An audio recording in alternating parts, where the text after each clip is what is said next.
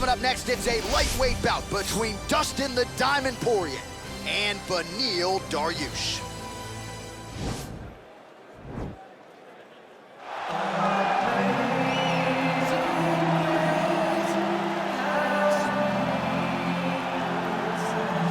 All right, so here he is, one of the more prolific takedown artists in the UFC at present. And when you get some praise from Daniel Cormier when it comes to your offensive takedown game, you know you're doing something right. And we talk about wrestlers and judo players and grapplers, but this guy just combines all of that. He is able to use foot sweeps from the grappling game. He is able to use throws from judo, and he's able to use wrestling from the wrestling game to take people down. He has an array of takedowns at his disposal, and he uses every single one of them. From the speed of the level change, to the timing, to the knowledge of where to go next. When the guy starts to defend, he's truly, truly something special. I don't think he could take you down, but tonight he doesn't have to. So in this matchup, prevailing wisdom is he'll be able to get this fight to the canvas. All right, so here is Dustin Poirier making the walk for yet another big UFC spot here tonight. UFC 236 was his coming out party, DC. He ended Max Holloway's 13-fight winning streak, and in a near-perfect performance in a lot of respects, was able to realize a UFC interim lightweight. They say diamonds are forever, and so is Dustin Poirier. It seems like he's been here the whole time. We've seen this young man grow up, saw him at 145 pounds, have a ton of success, but we've truly seen him come into his own as he's going up to lightweight. He's become a UFC interim champion, and he's beaten guys like Eddie Alvarez, Justin Gaethje, and Max Holloway. One of the best fighters at 155 is Dustin Poirier. And with Dustin Poirier and Daniel Cormier, safe to say that Lafayette, Louisiana has made a pretty good UFC footprint over the last few years. Dustin Poirier back on the proving ground here tonight. Ladies and gentlemen, this is the main event of the evening. And when the action begins, our referee in charge of the Octagon, Yves Loving. And now, this is the moment UFC fans around the world have been waiting for. Live from the sold-out Toyota Center in Houston, Texas. It's time! 5 rounds in the UFC lightweight division. Introducing first, fighting out of the blue corner. This man is a jiu-jitsu fighter holding a professional record of 20 wins, 4 losses, and 1 draw. He stands 5 feet 10 inches tall, weighing in at 155 pounds. Fighting out of Yorba Linda, California, USA, Beneil Dariush. And now introducing his opponent, fighting out of the red corner. This man is a boxer, holding a professional record of 27 wins, 6 losses, and 1 no contest. He stands 5 feet 9 inches tall, weighing in at 155 pounds. Fighting out of Coconut Creek, Florida, Dustin the Diamond Poirier.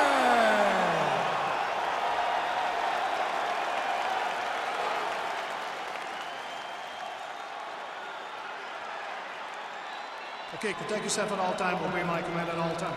If you want to touch left, do it now, go back to your corner.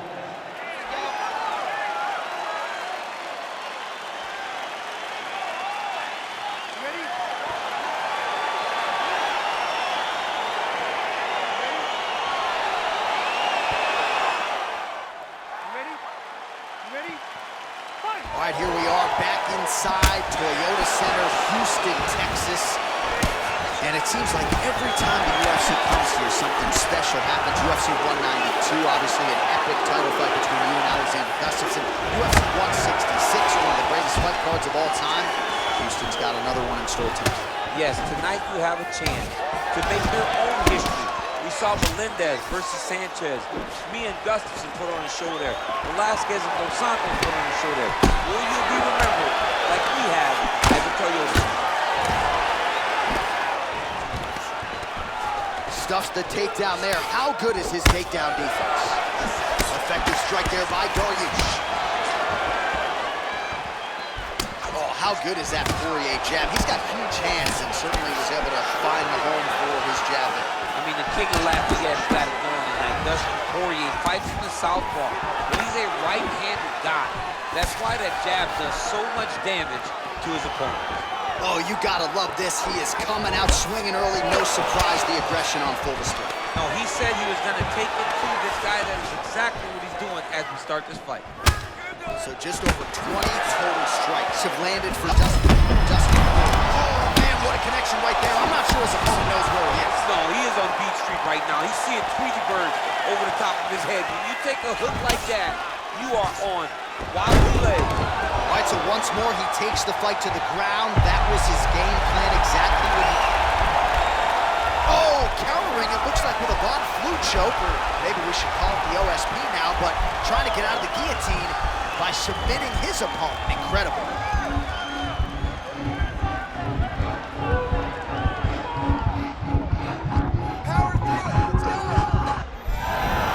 The sheer will is really remarkable to watch. Let's go, guys, work! All right, full guard now, DC. And for the guy on top, he needs to build posture or just go to the next position, start shoving that deep move, trying to get the half guard, which in turn will lead to more opportunities for advancement. But if you're on the bottom, you need to be anticipating, you need to be framing, you need to be moving, looking for opportunities to either reverse the position or get back to your feet. All right, 60 seconds now to go in round one. Dariush's lower... Another takedown land.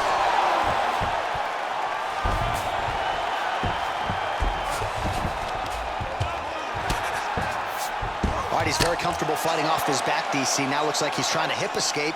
Yeah, he's trying to hip escape or maybe look for a Kimura here. All right, good movement by him here on the ground. He really is a master of these transitions. He is a master of movement on the ground. You never know where he's going to be. Dariush is right back to the full mount.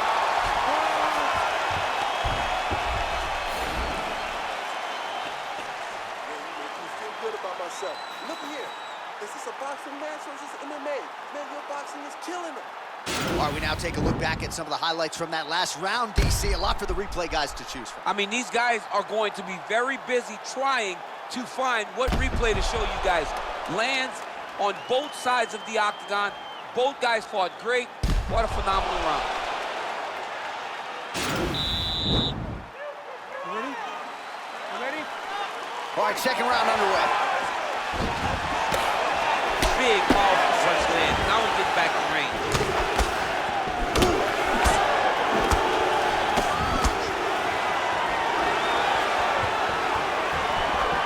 Trying to do damage now with the kick. That's a miss. Stuffs the takedown. No problem. Big punch from the clinch. Well, if you like Muay Thai striking, this might be your moment in this fight as he gets the tie clinch. This is a massive moment for this fighter. Big strike lands. Big strike lands. Now he looks to try to chase down that finish. He needs to start looking to finish now because he's got his opponent hurt very bad. Oh, looks like he's trying to isolate an arm, maybe set up a Kimura here, DC. Yeah, he's going to try to attack a Kimura here. He'll try to get him up on his right hip. The Kimura is not the arm. It's the shoulder pressure that usually makes you tap. But now DC trying to isolate an arm. Yep, he's using the Kimura. Oh! Get the turn on the elbow, and he's going to chase the submission finish.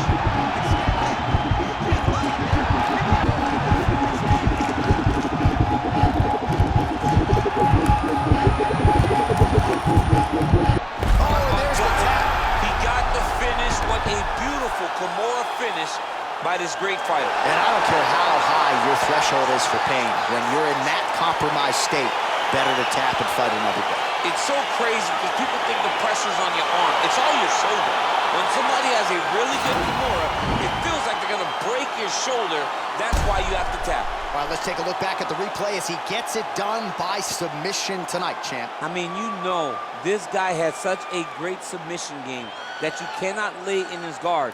He's so skilled, he's so tricky, and he's so good at weaving a web that gets you lost in it that he made him pay for it tonight and got the submission victory.